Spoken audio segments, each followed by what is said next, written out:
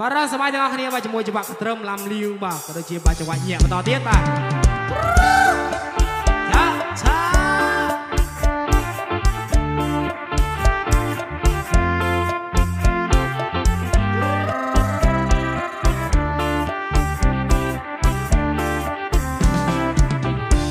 ស្រីអើយនេះគេថានាងស្រីបងលើគេល្បីស្រីស្រកសរិនស្រីអើយនេះគេថានាងស្រីបងលើគេល្បីស្រីស្រកអសស្គុះដូចជាគូនចិត្តស្រកសរិនមកសំដៅតាមមក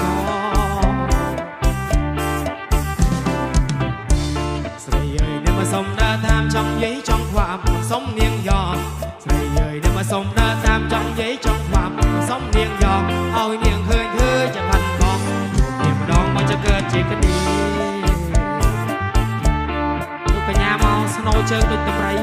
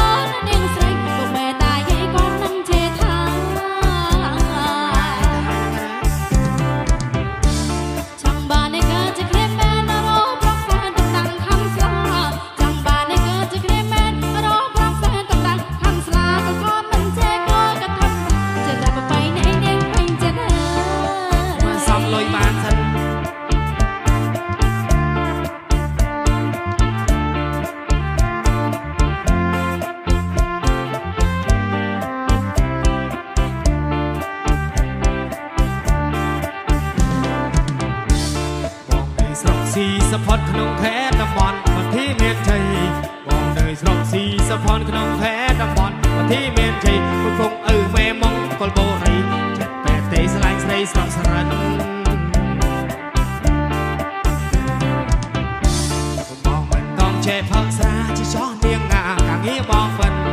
បងមិនសងចេះផឹកស្រាជាចោះនាងងាកាងងារបងបិនសុំស្លាញ់ស្រីស្រស់សរិនមកនំវាច្រើនទៅលឺស្របងទូស្រើនឹងឯនឹង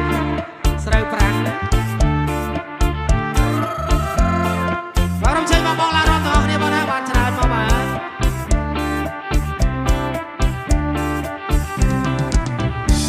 បានឃើញនេះតែមួយថ្ងៃមិនក៏ប្រត់ខ្លាញ់មកស្រឡាញ់នាងយ៉ងបានឃើញនេះតែមួយថ្ងៃមិនក៏ប្រត់ខ្លាញ់មកស្រឡាញ់នាងយ៉ងតែមិនបានជឿណោះនៅចាត់បងស្រឡាញ់នាងយ៉ងនៅធំប្រតាធំណានេះ